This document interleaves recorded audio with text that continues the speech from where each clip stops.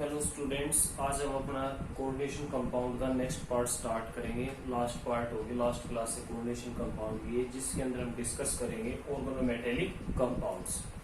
तो ये organometallic compound की कैटेगरी में एक हमारे पास आता है मेटल कार्बोनाइड्स।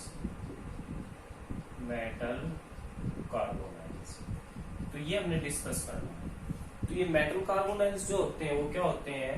मेटल्स की कार्बोनाइल ग्रुप के साथ बॉन्डिंग होती है। ठीक है, जो कार्बन मोनोऑक्साइड है वो डायरेक्टली अटैच मेटल के साथ होता है। और ये किसकी कैटेगरी में आता है? ये आता है ऑर्गेनोमेटेलिक कंपाउंड्स की कैटेगरी में। तो थोड़ा सा हम ये डिस्कस करेंगे कि ऑर्गेनोमेटेलिक कंपाउंड क्या होती है। तो सबसे फर्स्ट इसके अंदर टर्म आई ऑर्गेनो। ऑर्गेनो का मतलब होता है ऑर्गेनिक केमिस्ट्री, और मेटेलिक मीन्स मेटल्स। जो कोई भी ऑर्गेनिक मोइटी डायरेक्टली अटैच होगी मेटल के साथ, तो वो कंपाउंड हमारे किसके अंदर काउंट होंगे? और मेटेलिक कंपाउंड्स के अंदर काउंट होंगे। ठीक है, कोई भी ऑर्गेनिक मोइटी में क्या मिलेगा? कार्बन और ऑक्सीजन के कंपाउंड होते हैं, हाइड्रोजन भी होती है उसके अंदर, ज्यादातर यही मिलेगी ऑर्गेनिक कंपाउंड में। और जब वो डायरेक्टली किसी मेटल से अटैच हो जाएंगे तो उन कंपाउंड्स का हमने क्या नाम रखा? Organometallic compounds. तो यहाँ पर हमारे पास कुछ एक एग्जाम्पल है, जैसे एक साल्ट होता है जीसी साल्ट, जिसका फॉर्मूला होता है potassium PtCl3 eta2। eta represent कर रहा था डेंसिटी से, तो eta2 क्या है? दो साइड से अटैच होगी C2H4 वाली जो रिंग है हमारे पास। ये एक ऑर्गेनिक कंपाउंड है जो डायरेक्टली प्लेटिनम के साथ अटैच हो गया, इसलिए ऑर्गेनोमेटेलिक कंपाउंड की कैटेगरी के अंदर आ रहा है। फिर उसके बाद नेक्स्ट आया हमारे पास फेरोसीन। अब जो फेरोसीन था उसके अंदर क्या हमारे पास? eta5C5H5 twice.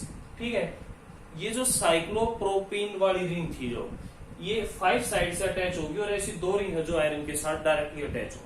तो इस टाइप के जो कंपाउंड्स आएंगे वो किसके अंदर काउंट होंगे? हमारे ऑर्गेनोमेटेलिक कंपाउंड्स के अंदर काउंट होंगे। अब उसके बाद हम मेटल कार्बोनाइड्स के बारे में बात करें तो किस टाइप से बॉन्डिंग होगी? प्रिपरेशंस भी है, लेकिन वो सारा हमारे लिए मेन नहीं है। बॉन्डिंग जो डिस्कस है नेचर वो करना हमने। जैसे प्रिपरेशन ऐसे भी कर सकते हैं, अगर देखना चाहो तो तुम Ni+4 molecules of carbon monoxide, formation होगी NiCO4। ऐसे ही आयरन था, आयरन की प्रिपरेशन कर दी 5 molecules of carbon monoxide, form हो गया FeCO5, आयरन पेंटाकार्बोनाइड। इस टाइप से ऑर्गेनोमेटेलिक कंपाउंड्स को हम प्रिपेयर भी कर सकते हैं। तो भाई बॉन्डिंग कैसे होगी इसके अंदर? ये जो मेटल है ना, मेटल कार्बोनाइड्स के अंदर, ये होनी चाहिए हमारी लो ऑक्सीडेशन स्टेट के अंदर। किसके अंदर होनी चाहिए? लो ऑक्सीडेशन स्टेट। ये सबसे मस्ट कंडीशन है इसके लिए। लो ऑक्सीडेशन स्टेट का मतलब है ज्यादा से ज्यादा +1 हो उसके है, 0, -1 हो, -2 हो, -3 हो, इस टाइप से प्रेजेंट हो। अब क्यों चाहिए थी लो ऑक्सीडेशन स्टेट में? वो इसके बॉन्डिंग के अंदर इसका नेचर आएगा, वो देखो। सबसे फर्स्ट क्या होगा? ये जो हमारी मेटल थी M, ज्यादातर हमारे ऑर्गेनोमेटेलिक कंपाउंड्स जो थे वो D ग्रुप के जो थे, वैसे भी उसके हैं D ब्लॉक वाले, लेकिन ज्यादातर फॉर्म करेंगे इस टाइप के कंपाउंड्स में। एक आधा एग्जांपल ऐसा भी है जो सेकंड ग्रुप के अंदर आ रहा है और डिफरेंट क्लासेस में, लेकिन ज्यादातर D ब्लॉक के। तो ये जो मेटल थी इसके पास में क्या है? यहाँ पे एम्प्टी ऑर्बिटल्स। ठीक है, और जो ये कार्बन मोनोऑक्साइड था हमारे पास में, इस कार्बन मोनोऑक्साइड को हम ऐसे रिप्रेजेंट करेंगे। इस कार्बन के पास में एक फील्ड ऑर्बिटल है जिससे वो इलेक्ट्रॉन इसके अंदर डोनेट करेगा यहाँ पे, और सिग्मा बॉन्ड की जो फॉर्मेशन थी वो टेक प्लेस करेगी। क्योंकि जितने भी हमने ऑर्गेनोमेटेलिक कंपाउंड पढ़े उसमें लीजेंड्स अपने लोन पेयर डोनेट कर रहा था मेटल के एम्प्टी ऑर्बिटल में, और बॉन्डिंग कर रहा था। सेम सिचुएशन यहाँ होगी। लेकिन क्या था कि जब मेटल लो ऑक्सीडेशन स्टेट में होगी, +1 में, 0 में, -1 में या -2 में, तो उसके सरफेस पर चार्ज डेंसिटी ज्यादा होगी। वैकेंट ऑर्बिटल उसमें मिल जाएगी, लेकिन क्या है? चार्ज डेंसिटी भी उसके सरफेस पे ज्यादा होगी। तो मेटल क्या करेगी? एक तो उसके सरफेस पे पहले ही चार्ज डेंसिटी ज्यादा थी, जो मैंने इस तरीके से रिप्रेजेंट कर रखी है यहाँ पे। अब ये चार्ज डेंसिटी ज्यादा है, और ऊपर से क्या होया कि ये जो सिग्मा बॉन्ड की फॉर्मेशन हुई थी, जिसके अंदर ये 2 इलेक्ट्रॉन्स आए थे मेरे पास, इसकी वजह से इस पे और ज्यादा चार्ज आ गया, इसलिए हाईली अनस्टेबल होता जा रहा है। जितना ज्यादा चार्ज आता जाएगा मेटल के पास, तो ये क्या करेगा? कार्बन की जो लोन पेयर से फील्ड उसने डोनेट किया था, उसके पास एम्प्टी ऑर्बिटल भी थे, एंटी बॉन्डिंग। तो ये मेटल अपने जो इलेक्ट्रॉन्स थे वो बैक डोनेट कर देंगे इन एम्प्टी ऑर्बिटल्स के अंदर। क्या कर देंगे? अपने इलेक्ट्रॉन्स बैक डोनेट कर देंगे empty orbital of carbonyl group. तो उसकी वजह से क्या होगा हमारे पास में, पहले तो मेटल का और कार्बन का सिंगल बॉन्ड था, ये सिचुएशन थी फर्स्ट कंडीशन के अंदर जब सिग्मा बॉन्ड बढ़ा। लेकिन मेटल्स ने जब बैक डोनेशन किया, क्योंकि लो ऑक्सीडेशन स्टेट में होने की वजह से चार्ज डेंसिटी ज्यादा थी, इसलिए उसने बैक डोनेट कर दी इलेक्ट्रॉन। तो जब बैक डोनेशन हुआ इलेक्ट्रॉन्स का, तो उसकी वजह से जो मेटल और कार्बन का बॉन्ड था उसके बीच में पार्शियली डबल बॉन्ड करेक्टर आ गया। अब मेटल इसको डोनेट कर रही है, तो ये इलेक्ट्रॉन्स जो थे ये भी आगे ऑक्सीजन की तरफ जाएंगे, और उसकी वजह से जो कार्बन ऑक्सीजन का ट्रिपल बॉन्ड करेक्टर था वो थोड़ा सा डिक्रीज हो गया, वो 2.5 बॉन्ड करेक्टर में आ गया। तो उसकी वजह से क्या हुआ, इस बॉन्ड की तो स्ट्रेंथ इंक्रीज हुई और इसकी क्या होगी, वीक बॉन्ड स्टार्ट होगी स्ट्रेंथ। तो यहां से हमारी डेफिनेशन आई, strengthening of metal carbon bond and weakening of carbon oxygen bond due to back donation is called synergic effect. क्या आ जाएगा, इज कॉल्ड सिनर्जिक इफेक्ट।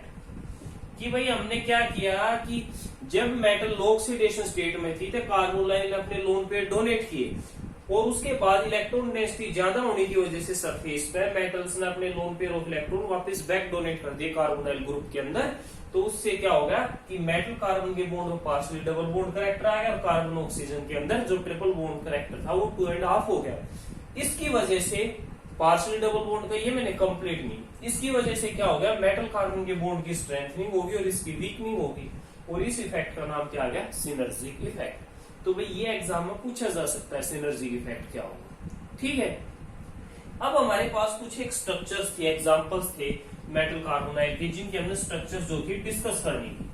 अब उसमें हम एग्जांपल्स देखें तो सबसे फर्स्ट हमारे पास एग्जांपल NiCO4 का है, निकल टेट्रा कार्बोनाइल और आयरन का मॉलिक्यूल।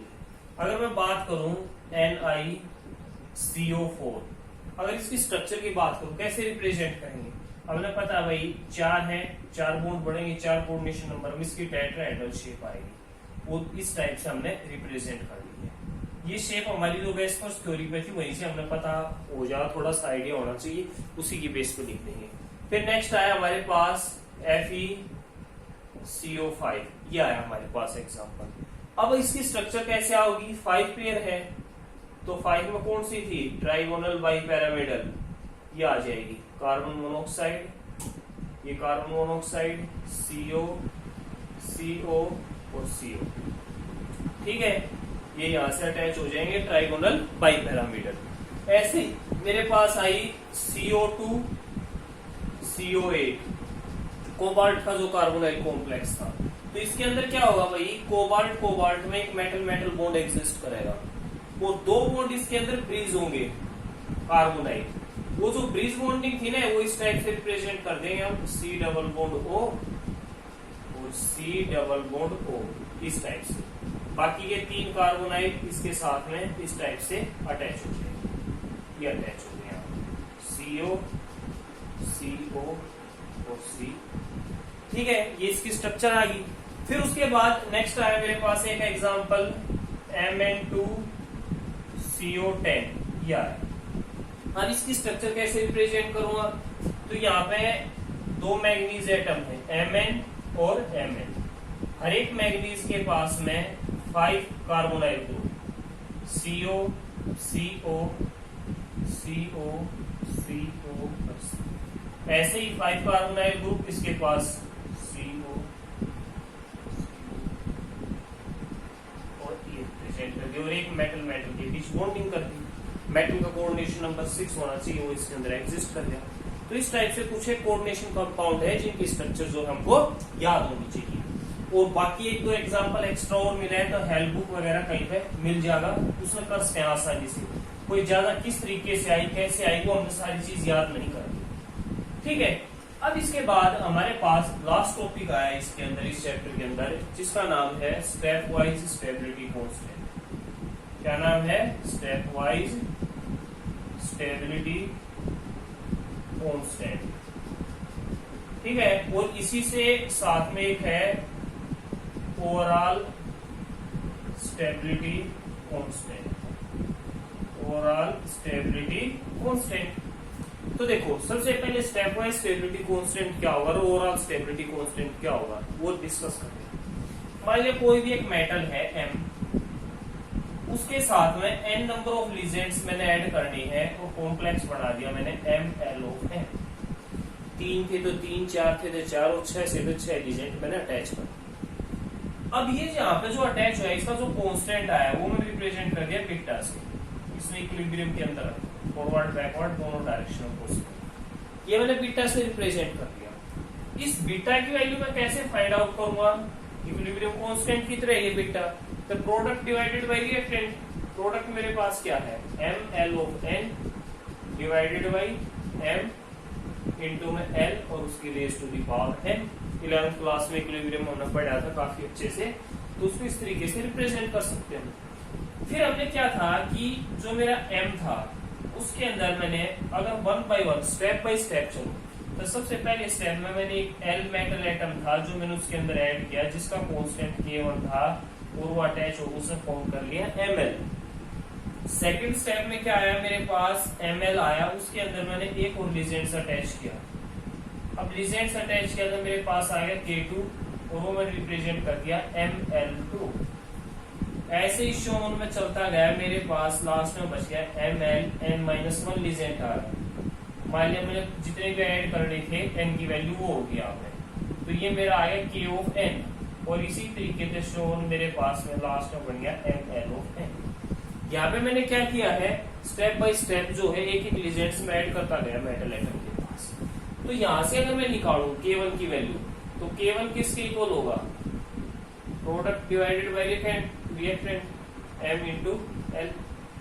K2 की वैल्यू कैसे होगी निकालेंगे यहाँ पे ML2 divided by ML into में L। और अगर मैं K ऑफ N निकाल रहा हूं तो किसके इक्वल आ जाएगा? वो आ जाएगा ML ऑफ N इंटू में MLN माइनस K1 इंटू में L, क्योंकि एक लास्ट लीजेंड्स जो था उससे पहले जो ऐड करना था वो बचा हुआ था। ये K1, K2 और K3 जो मेरे आए भाई मैंने यहाँ पे लिखे हैं इस स्टेप के अंदर। तो ये जो मेरे थे ना कौन से K1, K2, K3 और शोन Kn, ये तो थे मेरे स्टेप वाइज स्टेबिलिटी कांस्टेंट। क्या थे मेरे? Step wise stability constant. और जो ये मेरे पास में बीटा था ये मेरा क्या था? ये था मेरा ओवरऑल स्टेबिलिटी कांस्टेंट। क्या था? Overall stability constant. ठीक है, एक तो क्या था स्टेप वाइज स्टेबिलिटी कांस्टेंट और दूसरा क्या था मेरे पास ओवरऑल स्टेबिलिटी कांस्टेंट। ठीक है, और ये जो बीटा आएगा मेरे पास, इस बीटा की वैल्यू किससे इक्वल होगी? K1 multiplied by K2 multiplied by K3 multiplied by Kn, इसकी इक्विवेलेंट होगी। मींस जो स्टेप वाइज स्टेबिलिटी कांस्टेंट आ रहे थे अगर उनके कांस्टेंट की मल्टीप्लिकेशन कर दें तो उससे हमारा ओवरऑल स्टेबिलिटी कांस्टेंट की वैल्यू जो थी वो फाइंड आउट हो जाएगी। क्लियर होगी ये चीज? अब यहाँ पे अगर मैं देखूं बात करूं K1, K2, K3, Kn में से किसकी वैल्यू हाई होगी? K1 की ज्यादा होगी, K2 की या K3 की? तो भाई मेरा ट्रेंड क्या आएगा? सबसे हाई वैल्यू मिलेगी K1 की, उसके बाद K2, फिर K3 और शोन चलते चलते लास्ट में मेरे पास क्या आ जाएगा? K ऑफ N आ जाएगा, उसकी वैल्यू सबसे कम होगी। अब रीजन ये आया कि K1 की वैल्यू हाई क्यों है, तो उसका रीजन देखो भाई। सबसे फर्स्ट उसका रीजन है due to metal atom. Metal atom, अब देखो मेटल एटम की अगर बेसिस में मैं देख रहा हूं, फॉर एग्जांपल मेरे पास में ये मेटल है और इसके साथ में मैंने 6 लीजेंड्स अटैच करने हैं। ठीक है, कितने अटैच करने हैं? 6 लीजेंड। तो भाई पॉसिबिलिटी क्या है? जो मैं फर्स्ट लीजेंड ऐड कर रहा हूँ फर्स्ट स्टेप में वो इस साइड से जुड़ जाओ, 6 में से किसी भी पॉसिबल साइड से अटैच हो सकते हैं, हर एक साइड उसके लिए अवेलेबल, उसकी प्रोबेबिलिटी 6 है, कहीं से जुड़ जाओ। मान लो वो यहाँ पर जुड़ गया, लेकिन अब अगर मैं सेकंड लीजेंड्स उसके अंदर अटैच करूंगा तो उसकी पॉसिबिलिटी है क्योंकि 6 साइट अवेलेबल हो नहीं होंगी, सिर्फ कितनी अवेलेबल रहेंगी? 5 साइट अवेलेबल रहेंगी, वो जुड़ गया। फिर तीसरे स्टेप में मैं गया थर्ड लीजेंड्स अटैच करना, उसकी पॉसिबिलिटी और कम होगी। तो लीजेंड्स की मेटल से अटैचमेंट के लिए फर्स्ट लीजेंड में सबसे मैक्सिमम प्रोबेबिलिटी थी, ज्यादा से ज्यादा सरफेस अवेलेबल था, साइड्स अवेलेबल थी। लेकिन जैसे जैसे सक्सेसिव नीचे आते गए, ऐड होते गए लीजेंड्स, उनकी पॉसिबिलिटी कम होती चली गई, इसलिए लीजेंड्स जुड़ना मुश्किल हो जाएगा। ठीक है, तो इस वजह से K1 की वैल्यू सबसे हाई होगी और डाउन मारते जाएंगे Kn की वैल्यू सबसे लो हो जाएगी। सेकंड कंडीशन, सेकंड है चार्ज। दूसरा रीजन क्या है? चार्ज। अब मान लिया मेटल के पास में, मेरे पास में चार्ज था 3 पॉजिटिव। अब मैंने एक एनायनिक लीजेंट ऐड किया, मान लिया लीजेंट जो मेरा मान लिया मैंने Cl नेगेटिव था। भाई जब मैंने एक इसके Cl नेगेटिव इसके साथ अटैच कर दिया तो ये बना लिया MCl, लेकिन चार्ज क्या रहेगा इसके ऊपर? 2 पॉजिटिव। अब मैंने इसमें और एक लीजेंट ऐड कर दिया Cl वाला ही, वो अटैच करूंगा तो ये बना लेगा MCl और Cl, लेकिन चार्ज बच गया +1। तो ये बताओ जब चार्ज ज्यादा था मेटल के ऊपर तो लीजेंट्स अटैक करने में आसानी थी, क्योंकि लीजेंट्स लोन पेरिया नेगेटिवली चार्ज है और पॉजिटिव सेंटर है तो उसको आसानी से अटैक कर सकता है, तो उसकी पॉसिबिलिटी ज्यादा है ना अटैक करने की। लेकिन जैसे जैसे लीजेंट जुड़ते जाएंगे पॉजिटिव सेंटर कम होता चला जाएगा, और पॉजिटिव सेंटर कम हो गया तो लीजेंट्स इतनी आसानी से अटैक नहीं करेगा। तो सबसे ज्यादा हाई चार्ज किसमें होगा? K1 वाले में ही तो मिलेगा सबसे ज्यादा। तो इसी वजह से भी K1 की वैल्यू सबसे हाई थी। तो भाई ये MCQ टाइप के जो क्वेश्चंस होते हैं वहां पर पूछा जा सकता है कि कांस्टेंट लिख है इसके अंदर कि कौन से की वैल्यू सबसे ज्यादा हाई होगी इसके अंदर। अब उसके बाद नेक्स्ट आया मेरे पास इसी के अंदर, जैसे स्टेबिलिटी कांस्टेंट है स्टेप वाइज, उसी की तरीके से एक होता है इनस्टेबिलिटी कांस्टेंट। क्या होगा? Instability constant. और उस इनस्टेबिलिटी कांस्टेंट की वैल्यू कैसे फाइंड आउट कराएंगे? भाई स्टेप वाइज स्टेबिलिटी में तो हम क्या कर रहे थे, मेटल प्लस लीजेंड से कोई कॉम्प्लेक्स कंपाउंड बना रहे थे। लेकिन मान लिया फॉर एक एग्जांपल लिया मैंने कॉपर NH3 2 पॉजिटिव,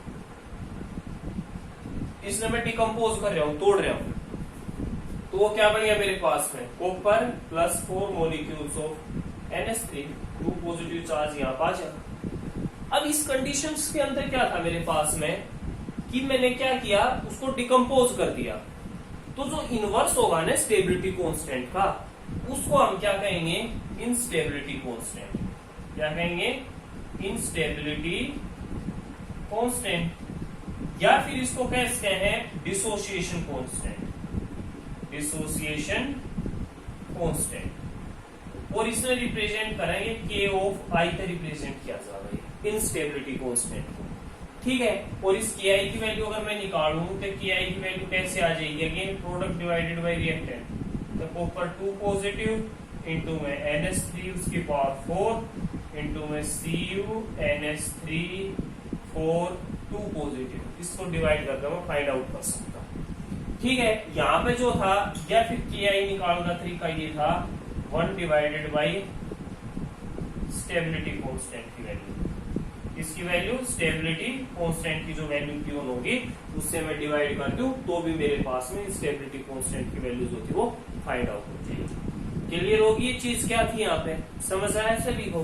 तो भाई इस तरीके से इनस्टेबिलिटी कांस्टेंट वो स्टेबिलिटी कांस्टेंट का अपोजिट हो जाएगा। ठीक है, अब इसके बाद लास्ट में हमारे पास इस चैप्टर के अंदर इसकी आती है एप्लीकेशंस। क्या आती है? एप्लीकेशंस।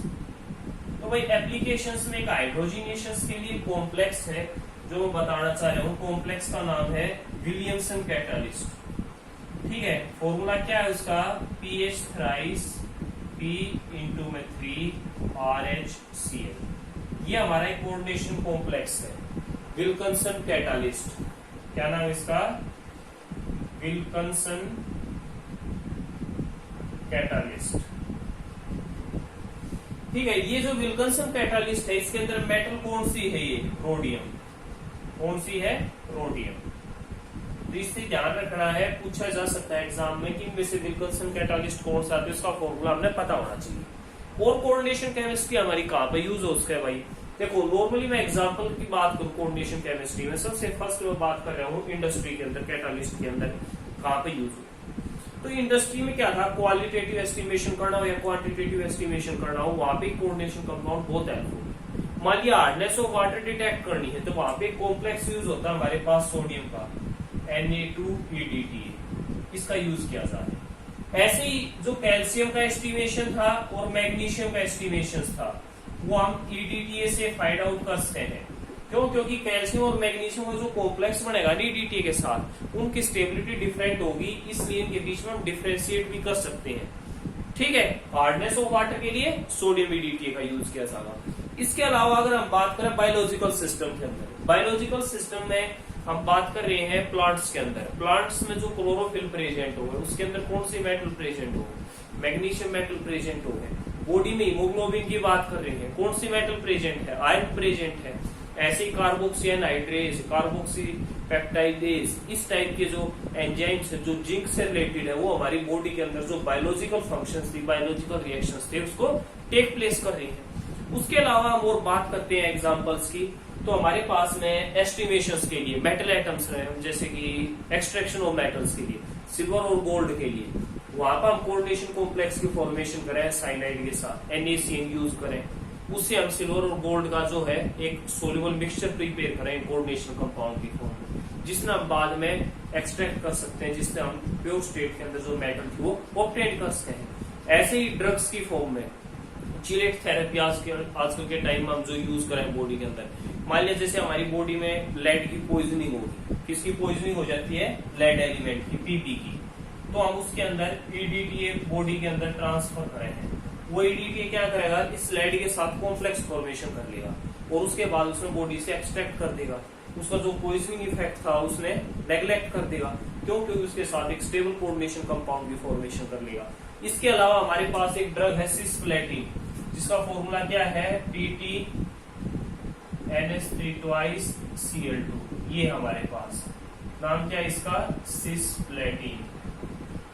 या जो है ना ब्लड कैंसर के लिए है ये ड्रग्स, क्या करेगा? DNA के 2 स्ट्रैंड्स पे ये ऐड हो जाते हैं, ठीक है, कॉम्प्लेक्स जो था वो ऑर्गेनोमेटालिक कंपाउंड ऐड हो जाएगा, उसकी जो रेप्लिकेशंस थी उसको स्टॉप कर देगा, तो इसलिए सिस्प्लेटिन जो थी वो भी हेल्पफुल थी, ऑर्गेनोमेटालिक कंपाउंड भी था।